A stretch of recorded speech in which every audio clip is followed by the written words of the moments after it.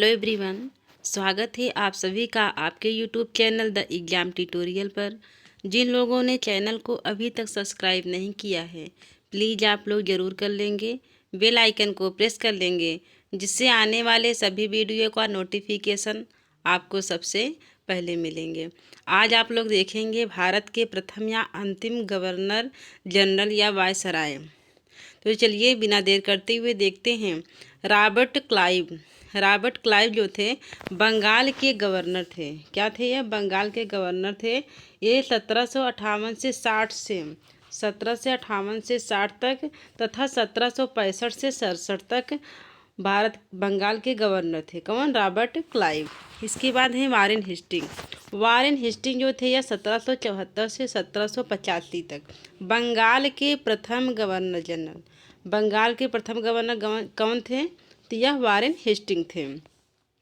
Lord William Bentinck का जो कार्यकाल था 1833 से 1835। यह भारत के प्रथम गवर्नर जनरल थे।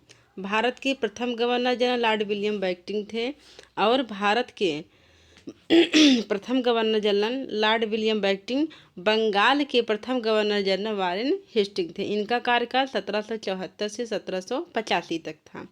आगे है लॉर्ड कैनिंग जो थे ये भारत के प्रथम वायसराय थे।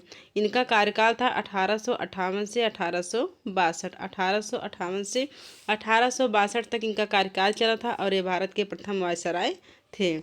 लॉर्ड माउंटबेटन स्वतंत्र भारत के प्रथम गवर्नर जनरल थे और इनका कार्यकाल जो था अगस्त 1947 से जून 1948 तक था। सी राजगोपालाचारी जो थे इनका कार्यकाल जून 1948 से जनवरी 1950 तक था और यह स्वतंत्र भारत के प्रथम तथा अंतिम भारतीय गवर्नर जनरल थे। जब पूछे कि क्वेश्चन में कि स्वतंत्र भारत के प्रथम तथा अंतिम भारतीय गवर्नर जनरल कौन थे, तो यह सी राजगोपालाचारी थे। इसमें के जितने भी फैक्ट है बहुत ही इंपॉर्टेंट है। Lord William Bentinck, Warren Hasting, Robert Clive जो थे बंगाल के गवर्नर जनरल थे। वारेन हेस्टिंग बंगाल का प्रथम गवर्नर जनरल था और विलियम बेंटिंक भारत के प्रथम गवर्नर जनरल थे। लॉर्ड कैनिंग भारत के प्रथम वायसराय थे। माउंटबेटन जो थे स्वतंत्र भारत के प्रथम गवर्नर जनरल थे और सी राजगोपालाचारी जो थे यह स्वतंत्र भारत के प्रथम तथा अंतिम गवर्नर जनरल थे। यहाँ से कन्फर्म है कि आपको एग्जाम में ये क्वेश्चन तो मिलना तय ही है। इस सेगमेंट से आगे देखेंगे संविधान सभा के कुछ महत्वपूर्ण तथ्य हैं। तो संविधान सभा की पहली बैठक कब हुई थी? 9 दिसंबर 1946 को हुई थी और दूसरी बैठक कब हुई थी?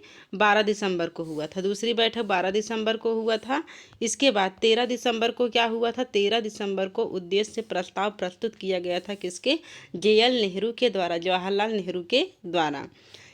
संविधान सभा में जो अस्थायी अध्यक्ष थे वो कौन थे? सच्चिदानंद सिन्हा थे। अस्थायी अध्यक्ष सच्चिदानंद सिन्हा थे और अस्थायी अध्यक्ष डॉक्टर राजेंद्र प्रसाद थे। इसमें संवैधानिक सलाहकार या BN राव थे। सर BN राव यह बहुत ही इंपॉर्टेंट है। यहाँ से तो क्वेश्चन आना तय ही रहता है, वेरी वेरी इंपॉर्टेंट है। तो सर BN राव हैं। और संविधान निर्माण में कितना समय लगा? 2 वर्ष 11 माह 18 दिन। कितना? 2 वर्ष 11 माह 18 दिन संविधान निर्माण में लगा समय। और प्रारूप पर बहस कितने दिन हुई थी? 114 दिन हुई थी। कितने दिन? 114 दिन प्रारूप पर बहस हुई थी और कुल व्यय हुआ था, इसको ऐसे याद कर सकते, 63,96,729 रुपये पूरा व्यय हुआ था। और कितने वाचन हुए थे?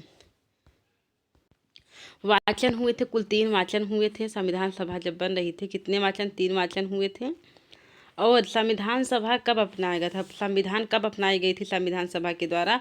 तो 26 नवंबर 1949 को भारत का संविधान अपनाया गया था और लागू कब हुआ था? 26 जनवरी 1950 को। 26 नवंबर 1949 को अपनाया गया था और 26 जनवरी 1950 को लागू हुआ था। इसके बाद है अंतरिम सरकार। अंतरिम सरकार में जो मंत्री थे और मंत्रालय थे, जवाहरलाल नेहरू जो थे इनको विदेश मंत्रालय, राष्ट्रमंडल संबंधी मामले देखते थे। कौन? जवाहरलाल नेहरू। और वल्लभ भाई पटेल जो थे सूचना प्रसारण एवं गृह मंत्रालय देखते थे। वल्लभ भाई पटेल सूचना प्रसारण एवं गृह मंत्रालय। सी राजगोपालाचारी को शिक्षा मंत्रालय मिला था और लियाकत अली को वित्त मंत्रालय, जोगेंद्र नाथ मंडल जो थे यह विधि मंत्रालय से, आसफ अली को रेल मंत्रालय, डॉक्टर राजेंद्र प्रसाद को खाद्य एवं कृषि मंत्रालय से संबंधित थे, डॉक्टर सी.एच. भाभा कार्य एवं खनन शक्ति से संबंधित थे। जैसे सी.एच. भाभा और कार्य एवं खनन शक्ति से बलदेव सिंह, जैसे बल से बात संबंधित है बलदेव सिंह, यहाँ से कोरिलेट करना है तो इससे याद करने में आसानी होगी। बलदेव तो किससे, रक्षा मंत्रालय से, जहाँ पे रक्षा होगी तो बल की आवश्यकता होगी, तो इससे यहाँ से कोरिलेट कर लेंगे। आई चुंदरीगर जो थे यह वाणिज्य मंत्रालय से संबंधित थे। तो बहुत बहुत धन्यवाद। प्लीज़ आप लोग चैनल को ज़रूर सब्सक्राइब कर लिया करिए और प्लीज़ आप लोग वीडियो को लाइक ज़रूर कर दिया करिए। बहुत बहुत धन्यवाद।